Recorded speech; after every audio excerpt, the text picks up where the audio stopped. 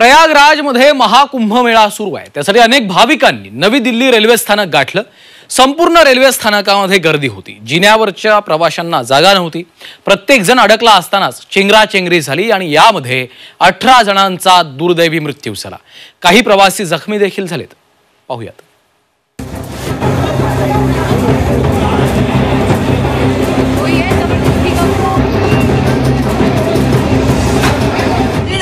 आगे नीचे हमारे आगे बहुत औरतें ऐसे पिच गई है एकदम बहुत ही ज्यादा।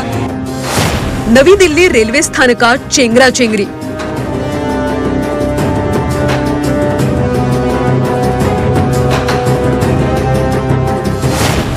प्रकरणाच्या चौकशीसाठी समिती स्थापन।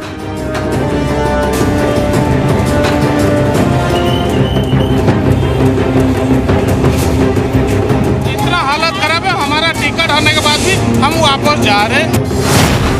बळी गर्दीचे की प्रशासनाच्या भोंगळ कारभाराचे? और कोई धक्का-मुक्की ना करे।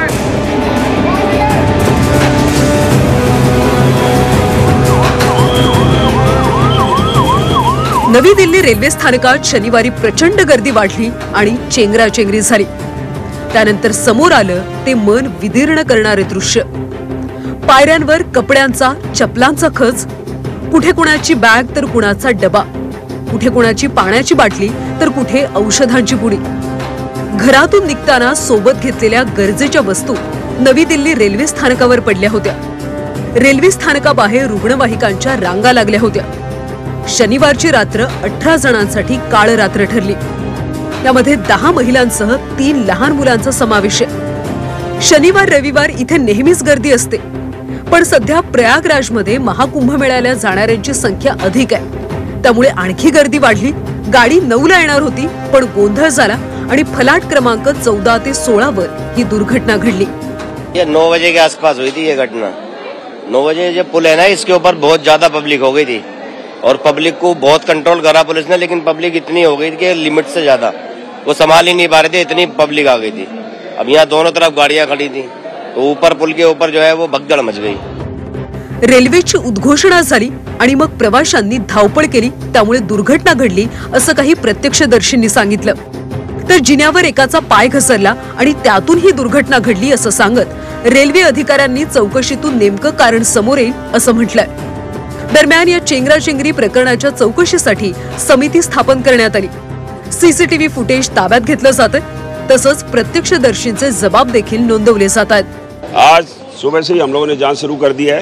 सुबह से ही बैठ के हम लोग सारे साक्ष्य को देख रहे हैं। जितने सीसीटीवी फुटेज है उनको डिटेल में हम लोगों ने देखा है और भी देख रहे हैं, उनको कोरिलेट कर रहे हैं, इंटररिलेट कर रहे हैं। उनको देखने के बाद साइट का भी आपके सामने हम लोगों ने साइट को निरीक्षण किया है। या दुर्घटनेत बळी गेलेल्यांच्या नातेवाईकांच्या प्रतिक्रिया आता समोर येत आहेत। राजकुमार मांझी यांनी आपल्या पत्नीसह मुलीला गमावले, तर मुलगा बेपत्ता झालाय। जो टिकट ऊपर जो करते हैं, जो लिफ्ट से चढ़ते हैं, वहाँ से आने में मतलब 16 नंबर आते आते आधा घंटा टाइम लग गया। मेरा बीवी एक्सपायर हो चुके हैं, मेरा बेटी एक्सपायर हो चुके हैं, मेरा बेटा मतलब खो रखे हैं।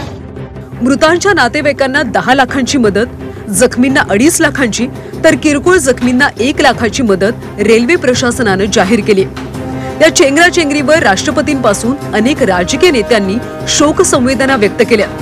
राजकीय वर्तुळातून आरोप सुरू झालेत, पण हे बळी अनियंत्रित गर्दीचे की प्रशासनाच्या भोंगळ कारभाराचे हा प्रश्न मात्र अनुत्तरितच राहिलाय। उर्वशी खोना, झी 24 तास, दिल्ली।